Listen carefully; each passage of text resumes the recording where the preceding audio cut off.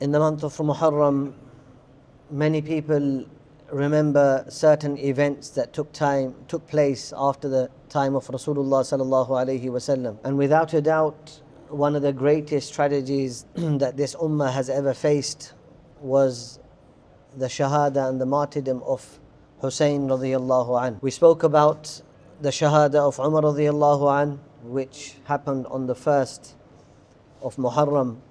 On the 10th of Muharram, the martyrdom, the shahada of Husayn radiyallahu an took place. And whilst we understand the significance of these events, at the same time, Islam has allowed us to remember events, but there's no certain act of worship that Islam has allowed us to do whilst remembering such events. The most important person to step on the face of this earth was Rasulullah sallallahu alaihi wasallam.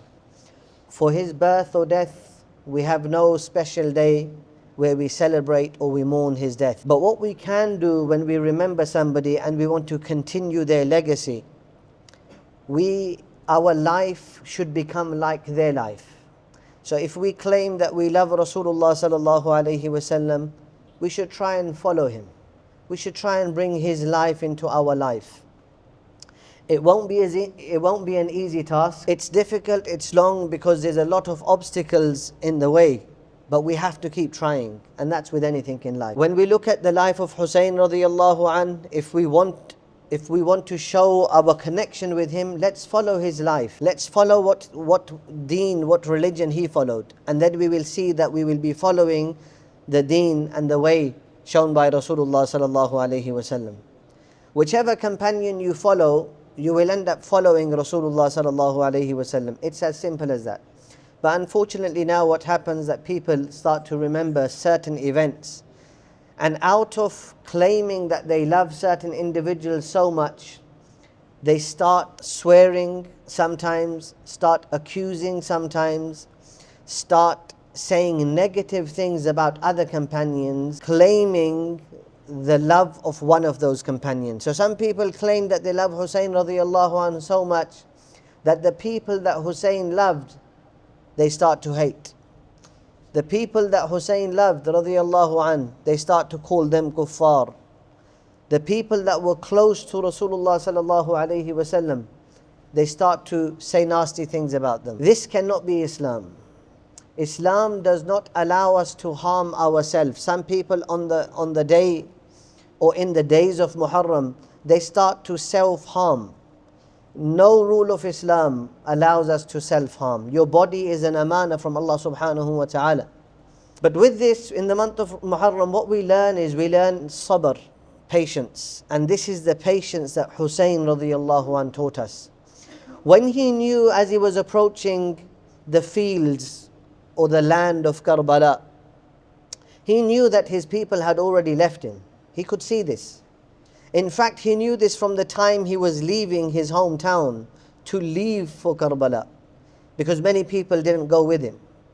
And many people told him not to go as well. Nevertheless, what happened, what didn't, when he reached the destination, he didn't move back, because he was a man on a mission. He gave his life up for us to learn from his life, for us to take the qualities that he had or he practiced in his life, for us to live with those qualities. But we forget about those qualities. The enemy was there, he never saw out the enemy. Even at the time of his death, he requested for water from the enemy, but he never fought against the enemy.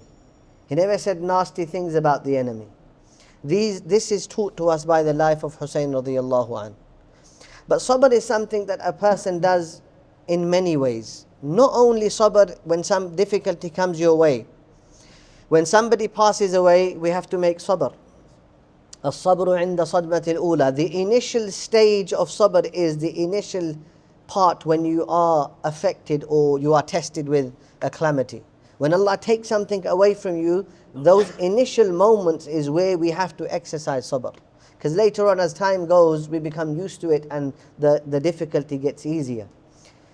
So sabr when a difficulty comes your way. Sabr when there's a sin that you are used to doing but you want to change your way now, and that sin is the next on your list, and you can do that sin without any difficulty, you now make sabr upon doing that sin. You are making sabr. That sin is available for you to do, but you are making sabr. You don't want to do the sin. This is also called sabr. Sabr, when a sin comes your way and you're used to doing it, or you can do it and there's nothing stopping you from doing it, you make sabr upon that. There's reward for this as well. Then there's sabr that you're used to doing so many good deeds, and on one occasion that good deed becomes difficult for you. You're used to praying your salah in the masjid, you're used to giving charity regularly, you're used to helping the needy and poor, but now a day comes where it's not fard or obligatory upon you, but you're finding it difficult to do that deed the way you used to normally do it. To continuously try and do that deed, this is also sabr, where you don't want to do it but you're putting yourself in a position to do that good deed. This is also sabr. You're fighting your nafs, you're fighting your desire, your inner self, to make sure you do that. Let's have a look at Rasulullah sallallahu alaihi wasallam, how he taught us sabr. And remember, Sharia, sometimes we think it's only about how he performed his salah, or how he went and fought on the battle of Badr, Uhud, and so on, and how he told us to give zakah and so on. His life at home is also a worship. How he dealt with his companion, his students, his wife, the Sahabah. This is also sabr. This is also deen. This is also teaching us. It's also knowledge. It's something for us to learn. And wallahi al-azim, if we learn this way, we will be at peace. If we learn this way, we will be at peace. Rasulullah sallallahu alaihi wasallam, on one occasion, he had on Hudaybiyah, when they weren't allowed to enter into Mecca and perform the Umrah, Sahaba were devastated. They were angry. And Rasulullah sallallahu alaihi wasallam, after agreeing all the conditions, he came back to the Sahaba and said, look, come out of your ihram. Shave your heads and come out of ihram. No one moved. Not a single companion moved or listened to his commandment at that point. Abu Bakr radiallahu anhu was there. Umar radiallahu anhu was there. Many major names were there. So he came back to his tent and he said to Salama radiallahu anha, he said, I've told them to shave their heads and come out of ihram. No one's moving, no one's done anything, no one has said anything. He was upset. But Salama radiallahu anha said, listen, they're going through shock. When a person sometimes goes through shock, their body just pauses. It just pauses. It doesn't react to how you want it to react. Sahaba were like that. They were just shocked. Has this really been signed? And Rasulullah sallallahu alaihi wasallam is telling them that this is a victory. Inna fatahna laka fathan mubina. What is he saying? What are the Sahaba saying? What sort of victory is this? They couldn't see the victory in this. Anyway, Rasulullah sallallahu alaihi wasallam was told by Salama radiallahu anha, you go out, shave your head, take your ihram off. He done that, and what happened? They all followed. All the Sahabas shaved their heads and came out of ihram.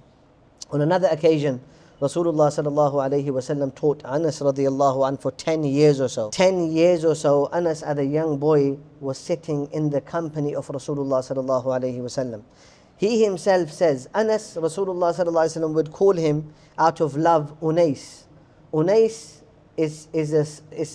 it's an Arabic, the Arabic meaning of Unais is small Anas. It's like Abdur Rahman and Ubaidur Rahman. Abd, the servant of the most merciful. Ubaid, the small servant of the most merciful. Rajul, man. Rujail, small man. Unais, Rasulullah sallallahu alaihi wasallam would call Anas radiallahu an. Anas radiallahu an himself is saying that not in 10 years, not once that Rasulullah sallallahu alaihi wasallam became angry with me. In 10 years. And normally when children or your students do something and you get frustrated, you tell them off, you say things to them, you make them stand up, you make them sit in the corner, you give them detentions. But the Rasulullah sallallahu alaihi wasallam was unique, different. وَمَا أَرْسَلْنَاكَ إِلَّا رَحْمَةً لِلْعَالَمِينَ. And this is sabr at its peak. What did he used to do? He used to tell Anas radiallahu an, go and do something for me, go and call so and so. Anas radiallahu an says, I used to go. On my way, I used to get distracted. I used to sit with my friends and I used to start talking to them. He would come out looking for me, Rasulullah sallallahu alaihi wasallam. When he would come and see me distracted, he would say, Anas, didn't I tell you to do something? Ya Rasulullah, I will do that right now. I will do it right now. And he would go. Rasulullah sallallahu alaihi wasallam would come back. On another occasion, Rasulullah sallallahu alaihi wasallam is in the house of Aisha radiyallahu anha. He would have his turns fixed. So his turn was with Aisha radiyallahu anha. As he was there, a servant from another one of his wives came to present him with a dish, food in a dish, a bowl with some curry or gravy, whatever inside. As she entered, Aisha radiallahu anha got angry and she hit the hand of the servant and the bowl fell on the floor and it cracked. Rasulullah sallallahu alaihi wasallam got up and he started to pick up the bits, started to clean the floor.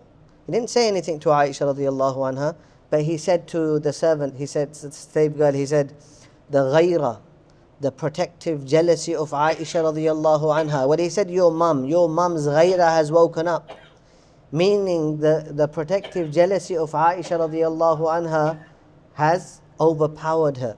And Aisha radiallahu anha then felt bad and she came and she realized she had overreacted. And she started to say to Rasulullah sallallahu alaihi wasallam, how can I pay her back for this? Every action, every sin has a consequence.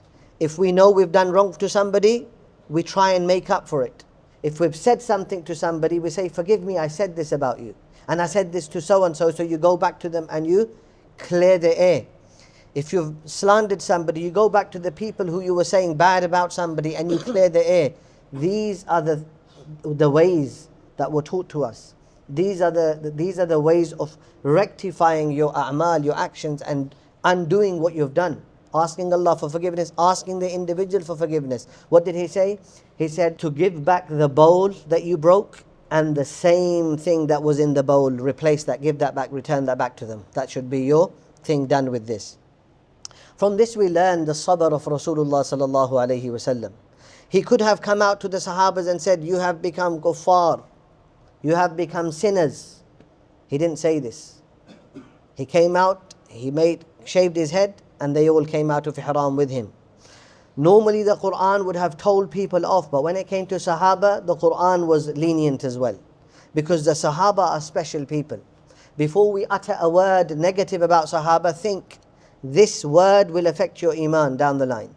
It cannot happen that you have something about Sahaba negative within your heart and it won't affect your iman. It has to affect your iman in a negative way. Think clean about Sahaba. There's a lot of knowledge out there, but only learn what you can digest. That's why it's very important to find a teacher when you want to learn knowledge. Find a teacher, a suitable teacher. In this time and age, we say that we can't see, we don't find people who are close to Allah subhanahu wa ta'ala. How is this possible? In every era, every time, Allah will always appoint those people who will connect you to Allah subhanahu wa ta'ala. This is the promise of Allah subhanahu wa ta'ala himself. Because otherwise when people are stopped, the connection with Allah subhanahu wa ta'ala finishes, Qiyamah will come. So you'll always find people who will connect you to Allah subhanahu wa ta'ala and are dear to Allah subhanahu wa ta'ala themselves. But you have to find them. We've never seen somebody who needs a heart operation but they can't find a suitable doctor or a specialist to carry out the operation. We've never seen somebody who needs a knee operation but they can't find somebody to fix their knee or operate on their knee. But when it comes to the deen, we don't find these people. These people are not there because we don't look for those people. So each and every one of us, we need to get ourselves on the right path, on the path of Rasulullah sallallahu alayhi wasallam. وَمَنْ يَبْتَغِ غَيْرَ الْإِسْلَامِ دِينًا فَلَنْ يُقْبَلَ مِنْ. Any other religion that will be brought on the Day of Judgment to Allah subhanahu wa ta'ala other than Islam will be rejected. May Allah subhanahu wa ta'ala allow us to follow the footsteps of Rasulullah sallallahu alayhi wasallam and allow us to live and die like Muslims. Ameen wa akhiru da'wana alhamdulillahi rabbil alameen.